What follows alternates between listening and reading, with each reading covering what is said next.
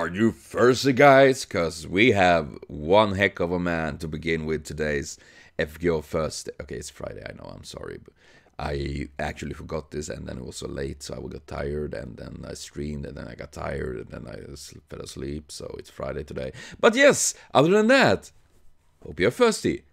Remember to stay hydrated, because we have a big chunk of a man, Leonidas. Man, I love this guy, especially in Babylonia. He was really epic there. And yeah, I mean, this is Leonidas, this is Sparta 1. It looks kind of fun when he's pretty much naked like this and does only have a helmet and all of that. And the little armor things there. The cape do so much. Kind of makes me with the helmet, you know, this Martian, that old cartoon, Bugs Bunny and shit. I think that is pretty neat. That is what many female characters looks in certain genres and stuff like that, certain games and stuff. You know, I'm just saying. It is on fire, hot. Seriously, I like the burning plume. That is pretty neat. The blushing. Oh gosh, so intense blushing. Oh gosh. When thinking about it, his expression, his face and hair really reminds me of Kukulane. Or is it just me? Probably am. Man, I like the spear. It's very simple, but it's full of stabbery. And a cool shield. Lancer. Leonidas 1. Male. Historical fact. Battle of Thermopylae. Sparta. 188. He's not taller. I thought it was like 3 meters tall or something. Not really made that tall, but tall. Still, 188 is pretty tall. Strength B. Constitution A. Agility D. Magical and luck C. Noble defense B. Main works, Fake Order, and Babylonia. He was pretty cool there, actually, in the anime. I like that. Magic resistance C, invalid magic with shunt version. I mean, imagine being an really weak caster, and you're getting, like, you can only cast D-level spells.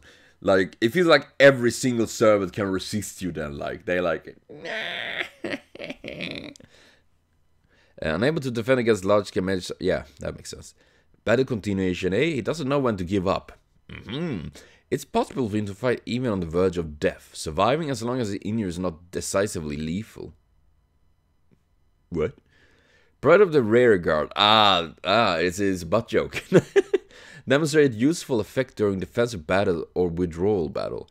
Combined with his own noble phantasm, he can defend against an anti-armed noble phantasm. Damn. From in-game profile, the power displayed during the battle of Thermopylae turned into a technical skill, a unique skill that demonstrates its power of proportions to much disadvantage one's condition, is such as during defensive battle or withdrawal battle. Warrior's War Cry B, a skill for raising morale. It is a breath similar to breath technique utilized in karate. By means of the war cry, carry out mental coordinations. Noble Phantasm, Thermopylae Enodmatia, Guardian of the Hot Gates. Hot. I like that, I cannot lie. The summoning of the army of Sparta, 300 men strong, who had fought together in battle of Thermopylae. It demonstrates fierce power and defense rather than offense. It is an instantaneous reproduction of a historical deed. Due to that, it can be invoked even after the enemy has performed their attack. It protects not only Leonidas but the master as well. Normally it is a counter noble phantasm, with each of 300 possessing C to E rank status in E and D. Endurance? What? The more Spartans manage to endure enemy attacks, the higher the increase of the counterattacks next turn. Oh, that's actually really cool. Dude, that is yikes. Character. The leader of the Spartan army of the hot-blooded idiots. An intellectual macho. Be nice. He laments the fact that, frankly speaking, there is no one else but me who could think about battle tactics. It is similar to men when a smart type joins a sports-minded company. He lives every day full of concern and worry. That being said, due to him being born and bred in Sparta himself, he cannot deny that he himself is also a hot-blooded idiot, fond of effort, guts, and barbarous battle. My favorite hobbies. He believes that effort, diligence, and training is the shortest way to victory, that they are connected to having a proper life as a human. Train yourself, your body, and you will be rewarded. But ghosts have no muscles, so it's useless! Oh man, somehow I could see that he was the one that trained Saitama, and Saitama came a little bit tad too strong. Motivated towards master. While a king, he probably understands the current situation, with his attitude bordering on courtesy. That's nice. He would attend the master as a devoted servant, as long as the master does not take a greatly impolite approach in attitude. Although he's proactive in his suggestions, he's a dicey, hot-blood tactics. He's However, speaking ill of Sparta will make him furious with anger. I don't know why, but it makes me think of these really bad old meet the Spartans. High five for the ladies, open tongue kisses for the men. That's how they greet each other, and I was like, neat. Dialogue example: Servant Lancer, true name Leonidas, 1. I shall serve you hereafter on. A countermeasure against casters. How about we break them? I mean, that's one way to do it. It will be quite a joy to simply continue on fighting without the need to think of anything. I don't know, makes sense. Historic depiction. Leonidas I was the young brother of Cleomenes I, the king of Sparta. But Cleomenes' children, who originally should have been there on the line of throne succession, all passed away, thus Leonidas sat on the throne as the new king. However, an already disturbing atmosphere drifted around on the city-state of Sparta. Most pressing of them all is the matter of earth and water from the Persian great king of the Achaemenid Empire, Xerxes I. That would be a cool servant, Xerxes. Could be an interesting, connection with Leonidas and all that. That would be. The demand had been sent to all city-states bearing Sparta and Athena. The demand to hand over all the rights of their territory as well as half, which substantially means a complete capitulation. Yeah. Although many of the cities-states end up choosing the path of subordinates under the mighty Persia, an ally force with Sparta and Athena at the center choose to fight it instead. But unfortunately, as Persian invasion began, the sacred festival of Carnea was being held in Sparta, overlapping with the Olympiads in the whole Greece, making it possible for the great army to move about. You know what? I think if we could push up the festival, I don't think it's so important when there's literally an invasion stomping at us, festival afterward, maybe? Would the descent of Perseus fall to ruin, or would the king whose bloodline had descended from Heracles die? Oh, he's a descent. Oh, yeah, that is. No, yeah. Wait. So you can go like, hello, Heracles. Hello, Dad, Granddad. Leonidas had comprehended the meaning of the prophet's oracle. In other words, should I run away while holding my life, then Sparta will be ruined. Leonidas did not hesitate. He led 300 of his elites and deployed a formation in the Valley of Thermopylae, known as the Hot Gates, fighting the entirety of the famed Persian army that numbered to 100,000. 100,000 warriors for 3 days to the bitter end. However, the Spartan army was stabbed in the back of their formation and was completely annihilated because of a traitor, exception and only Aristodemus, who had been blind and had to withdraw from the army. At that time, the soldiers of Sparta bite and fight back with bare hands. Bare hands, rawr. As they'd been deprived of their weapons. Leonidas' spear wasn't able to reach Xerxes, but the 3 days that Leonidas and 300 subordinates had earned had not been in vain. Due to it, the allied force of Greece had managed to prepare themselves to repel the Persian army.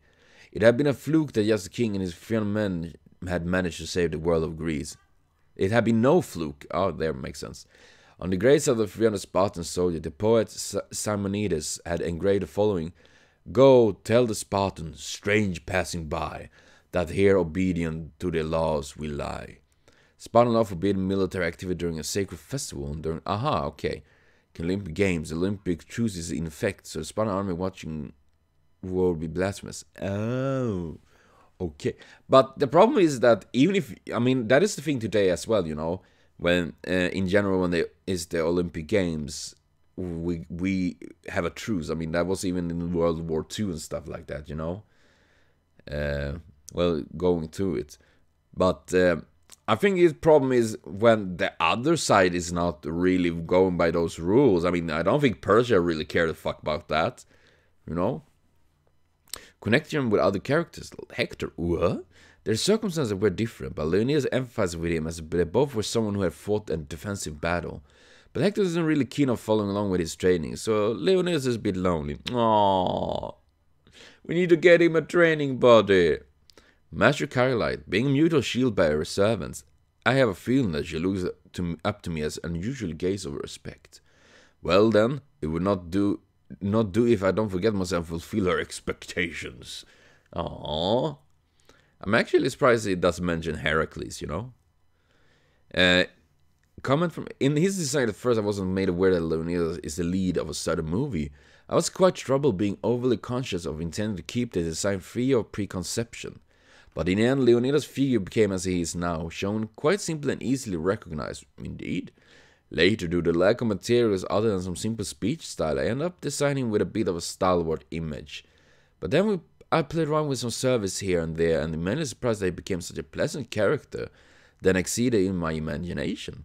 Still, I'm revealed that everybody accept the gap between the design and the pleasant character.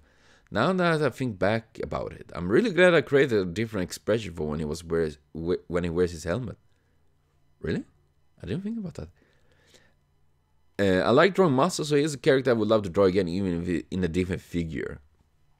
Well, indeed. So yeah, Leonidas, I think he's a pretty cool character. First time I saw him, I was like, wait, what the fuck is this? Because, you know, seeing these yells, kaboom! Like, what? What is this? He had no clothes? I mean, it was before I really knew he was really Leonidas, at least, I think. But in general, I actually like him. He's a cool character, and seeing him in Babylonia really just powered him up for me. Well, he became even better in my opinion, you know, I really love that. And as well, he is, you know, one of the famous I will taunt and die, so, you know, for the solo runners and all of that. But yeah, I kind of like him, so definitely a well-made character. Maybe not the most impressive, but definitely really, really nice in my opinion. I like him. I definitely need to one day grail him. That would actually be neat to do. But we're gonna continue with the next one, which is Romulus.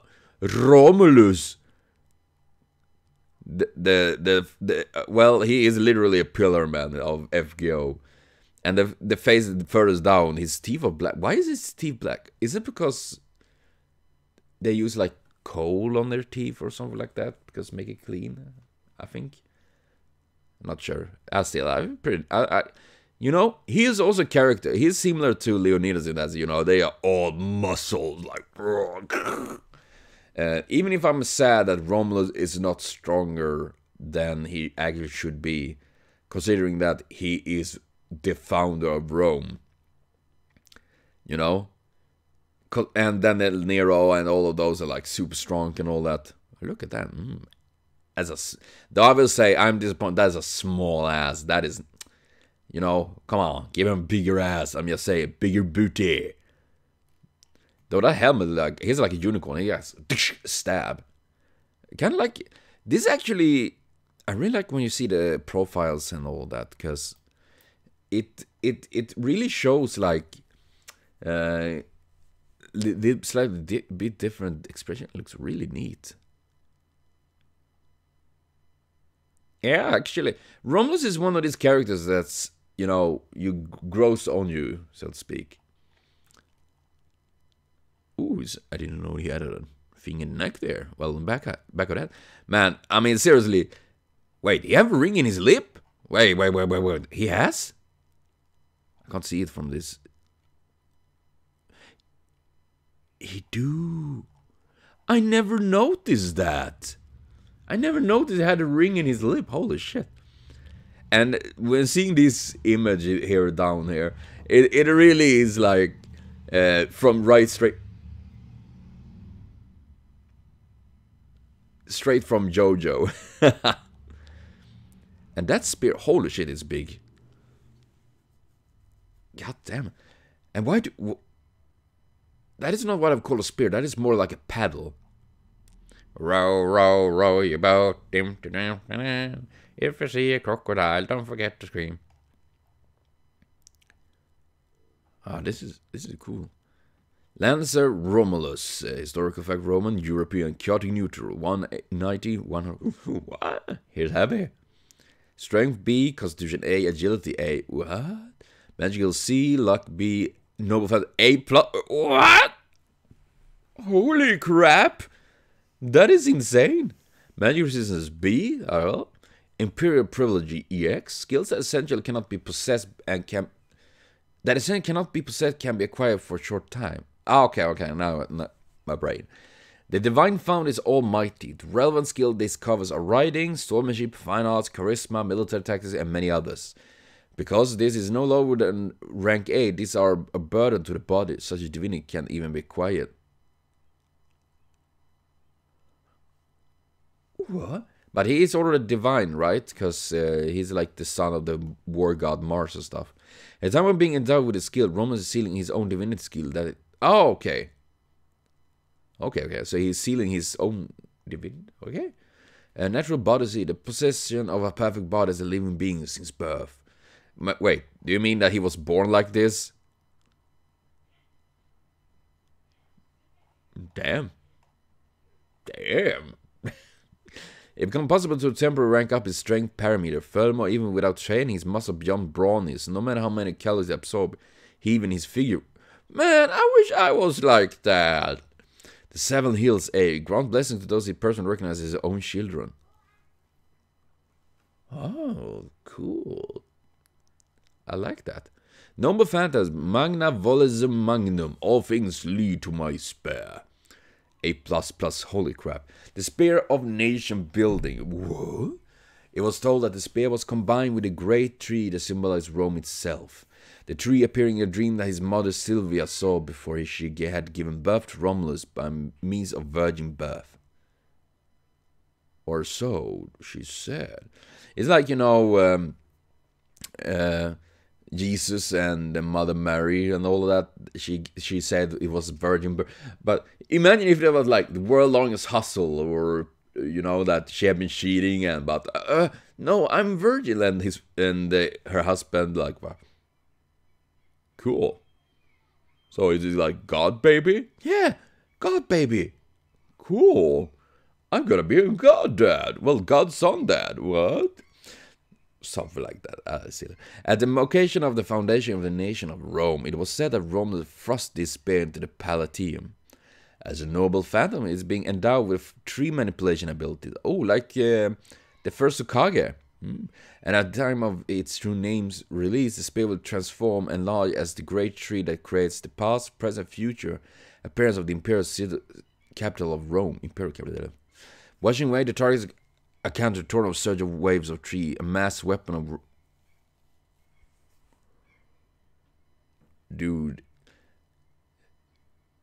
It doesn't sound this OP as in when you see it in game and all that. This sounds like insane, but in the game it's like... Meh. Molds necessary, all things lead to my love. Okay, what is this? What? Materializes the anecdote where Romulus put to death his beloved young brother Remus, oh yeah, with his own hands as a rampart of love smeared in blood. It is a barrier noble fantasy where a rampart appears and divides the space, protecting the inner part isolated by walls. since the appearance of the rampart suddenly rises up from the ground in an instant.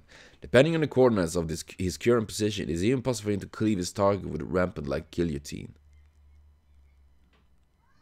Wait, it is a barrier noble fence where rampart appears and divides space protecting.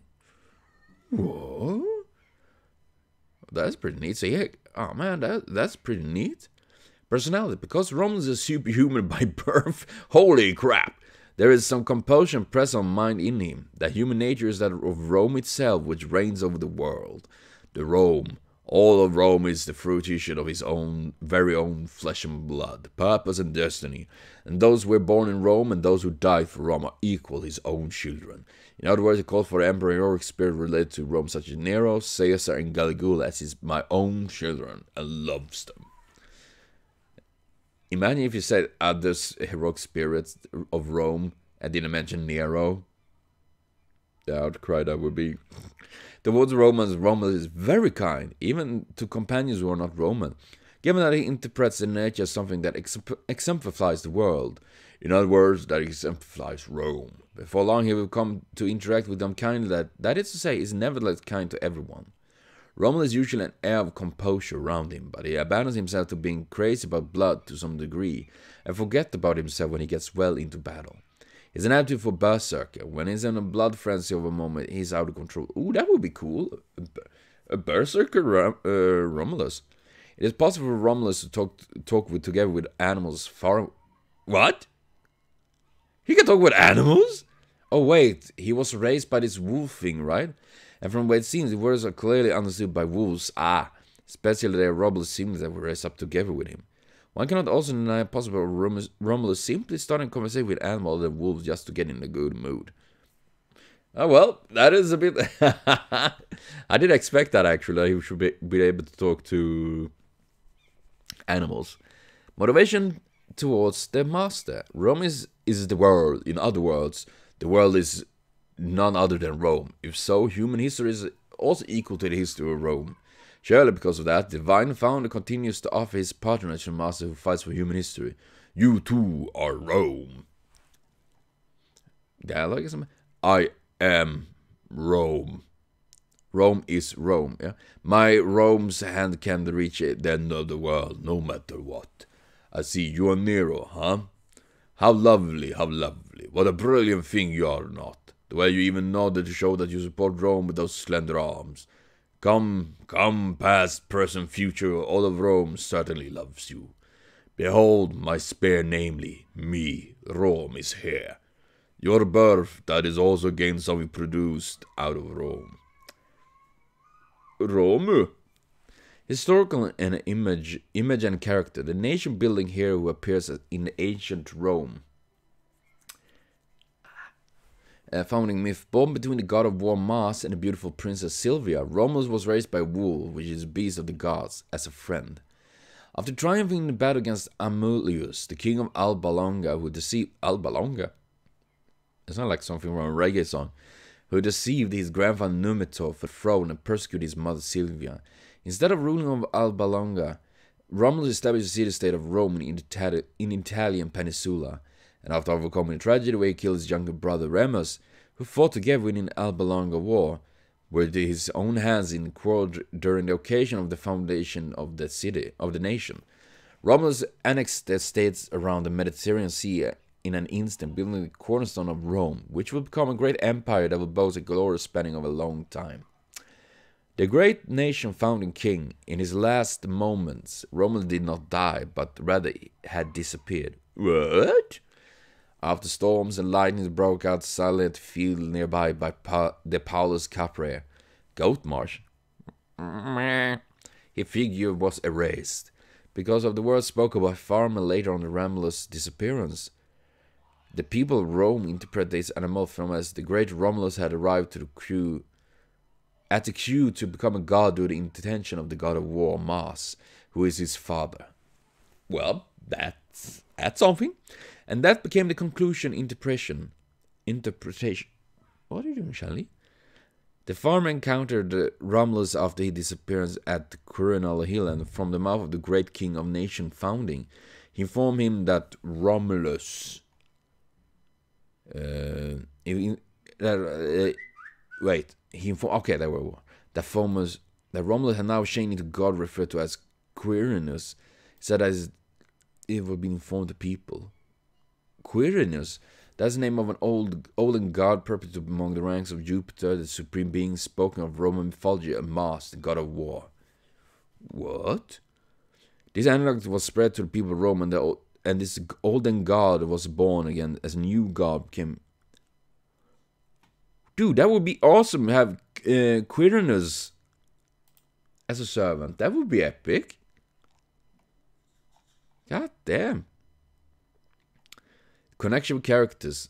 Nero, a child of Rome who is my own beloved child. The glow of Rome itself was born brilliant as well. A child endowed with a talent to obtain embodiment of the genuine Rome. Caligula says, Romans who are my own children, or ought to be loved. After a person who attempted to trample down Rome, however, that person is surely hiding Rome within her. It is a little way for me to say, but the heart of Rome divine found is quite profound, is it not? Says Altera. Okay, that was her saying.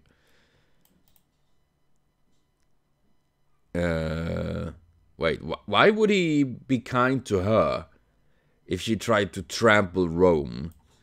Because he said that pretty much that anyone that's talking smack about Rome, he just fucking annihilate. You know? So that's a bit weird, but I guess it's the waifu factor or something like that. And of course Nero got this little bit of chunk, and Caligula and Caesar like, they are my children, They're not as the embodiment of the genuine Rome. I mean, Caesar is not. Who remembers that guy? He's not very popular. I just request, I want to draw muscles. And there is possibility of Romulus' turn to me. Since I've heard that he will become the boss character in chapter 2, I kept in mind a way to show an air of importance of the frontal appearance so that it does not appear to consist of mere colored clothing. His whole body being gold in his first stage is said to be Takushi's today. The posing of his battle spear had come up with tremendous impact, and it was revealed that it seems they were generally able to accept it. Surprisingly. Hey, I also perhaps draw something that doesn't look like a giant spear. Well, true. Yeah, I mean, the concept of Romulus is pretty cool, actually. Though I do feel that he is obviously a character that got shafted quite hard. He's supposed to be the founder of Rome and everything, and he's as a 3-star and is obviously not the most important character and all of that. And of course I know that many of the characters isn't, the stars doesn't represent how well they are in history, obviously, but I feel like a character like Romulus should be just high up, because considering his role in Rome and all of that, and since there are many Roman servants and all that, it would make sense in my opinion at least. But yeah, and of course I think it's otherwise kind of okay. I mean, he's not by no means a favorite and all, but it's okay. I mean, there is lots of, you know, all the memes about him being like the Pillar Man and all of that. So, but yeah, I wish they really made him like this, like really the real god dude, what he actually is supposed to be. That would be neat. But yeah, he's an okay character. I would like to see him more to really actually form a more opinion about him. But it's Romulus. Rome. He's a meme at this point. He's with a black beard. But well, I will be back with more AMV, not AMV Friday. I record that just before I start this. FGO Thursday, next Thursday. Hopefully, I will make this right. So thank you for watching. See you later on, and have a continued super great day.